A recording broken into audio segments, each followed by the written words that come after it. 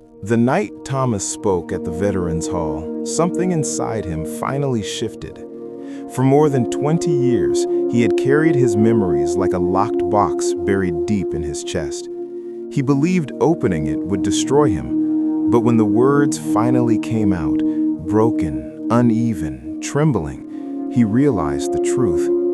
The memories did not disappear, but they no longer owned him. After that night, Thomas began to notice the world differently. He noticed how many men flinched at sudden sounds, how many conversations ended abruptly when the word war appeared, how many smiles looked practiced rather than real. America had built monuments to remember the fallen, but there were no monuments for those who survived and kept fighting silently. Thomas started volunteering twice a week at the Veterans Center. At first, he just made coffee. Then he listened. Young men from Korea, then Vietnam. Later, soldiers from conflicts Thomas barely understood. Different wars, same eyes. They talked about guilt, about anger, about feeling disconnected from the world they had returned to. Thomas never gave advice. He never pretended to have answers. He simply said, "I know." And somehow, that was enough. At home, Eleanor noticed the change. Thomas still woke up some nights, but now he talked about the dreams. He described faces he had never named before, places he had never spoken aloud. For the first time in their marriage, Eleanor felt like she was meeting the man behind the silence. "I didn't know," she once said softly. "I didn't either," Thomas replied. As the years passed, Thomas began writing, not for publication, not for history books, just for himself. He wrote about Sam, about Ohio, about the moment he realized he had survived when others hadn't. He wrote about the shame of feeling relieved to be alive, about the confusion of returning home to a country that had already moved on. He filled notebooks that no one else read, but each page felt like setting down a weight. One afternoon, Thomas was invited to speak at a local high school on Veterans Day.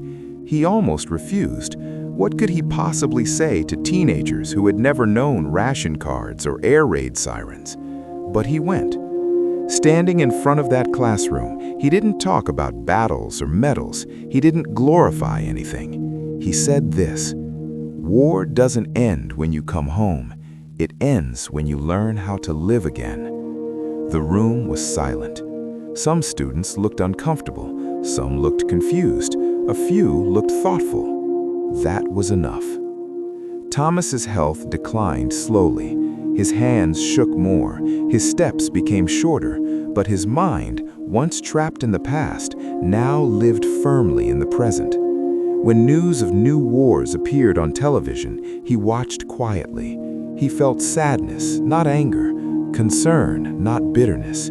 He knew what waited on the other side of those conflicts, and he hoped desperately that America would do better this time. Near the end of his life, Thomas returned to one memory he had avoided for decades: the letter, the one he had been holding in Germany in 1945. It was from Sam's sister. She had asked if Thomas could tell her how her brother died. She wanted to know if Sam was afraid, if he had spoken her name. Thomas had never replied, not because he didn't care, but because he didn't know how to carry her grief along with his own. Now, sitting at his kitchen table at 78 years old, Thomas finally wrote back, though the letter would never be sent. He wrote the truth, that Sam was brave, that Sam had joked until the very end, that Sam mattered. When Thomas finished, he folded the paper carefully and placed it inside one of his notebooks. Then he closed his eyes, and for the first time, the memory didn't hurt. Thomas Miller died quietly in his sleep on an autumn morning. No sirens, no headlines, no flags at half-mast. Just a man who lived, endured, and finally found peace. At his funeral, veterans stood together, young and old. Some had medals, some had scars no one could see. Eleanor placed Thomas's notebooks beside his folded flag. They were not history, but they were true. When Thomas Miller returned home from the war, America expected him to step smoothly back into life. The uniform came off. The smiles were expected to stay on. But Thomas quickly realized that home was no longer a place, it was a memory. The town in Ohio looked unchanged. The same streets, the same church bell, the same factory smoke rising into the sky. Yet everything felt unfamiliar, as if he were walking through a photograph of someone else's life. People asked questions they didn't really want answered. Did you see action? Was it scary? Are you glad it's over? Thomas nodded. He smiled. He said yes. What he didn't say was that the war followed him into his sleep.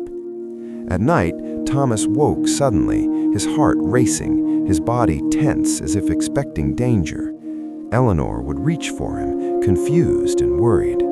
"You're safe," she whispered. Thomas wanted to believe her, but his mind refused. Work helped for a while. The factory was loud, predictable, mechanical. Machines didn't ask questions, they didn't expect emotions. Thomas focused on routine, convincing himself that productivity was healing. It wasn't. He grew distant, quiet, emotionally unavailable. Eleanor noticed, but she didn't have words for it either. No one did. In those years, men were expected to endure, not explain. So Thomas endured. When their son was born, Thomas felt joy, but also fear. He loved the child deeply, yet struggled to connect. Loud crying made his chest tighten. Responsibility felt overwhelming. He worried constantly about failing, about breaking something fragile. He never raised his voice, but he was rarely present. As the years passed, America moved forward. Television brought the world into living rooms. The Cold War began. New soldiers marched into new conflicts. The nation talked about progress, prosperity, and power. Thomas felt left behind. He aged quietly, carrying a war no one could see. By the late 1950s, the pressure became unbearable. One evening, after a long shift, Thomas sat alone in his car for nearly an hour, unable to bring himself to go inside. His hands shook uncontrollably. His breathing grew shallow. For the first time since the war, he admitted the truth, if only to himself. He was not okay. But admitting it didn't tell him what to do next, so he kept going. Decades later, when Vietnam veterans returned to protests instead of parades, Thomas watched the news with complicated emotions. He recognized the same lost expressions on young faces. He recognized the silence. This time, America argued about war openly, but Thomas had already lived his silence for too long. The Veterans Hall changed everything. Hearing other men speak words he had buried for years broke something open inside him. He realized that strength was not silence, survival was not the same as living. From that moment on, Thomas slowly chose honesty. He spoke more. He listened deeply. He allowed himself to remember without drowning. In his final years, Thomas became a quiet guide for others. He didn't call himself a hero. He didn't seek recognition. He simply showed up.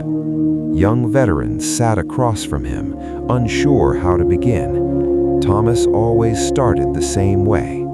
"You don't have to explain everything," he said. "Just don't carry it alone." When his health failed, Eleanor stayed beside him. One evening, near the end, Thomas looked at her and said softly, "I'm sorry I was gone for so long, even when I was here." Eleanor held his hand.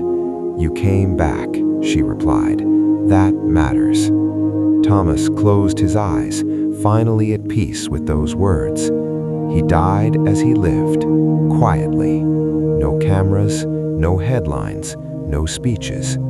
But at his funeral, something remarkable happened. Men stood who had never fought his war. They stood because of him, because he listened, because he stayed, because he proved that surviving war did not mean surviving alone. Truth.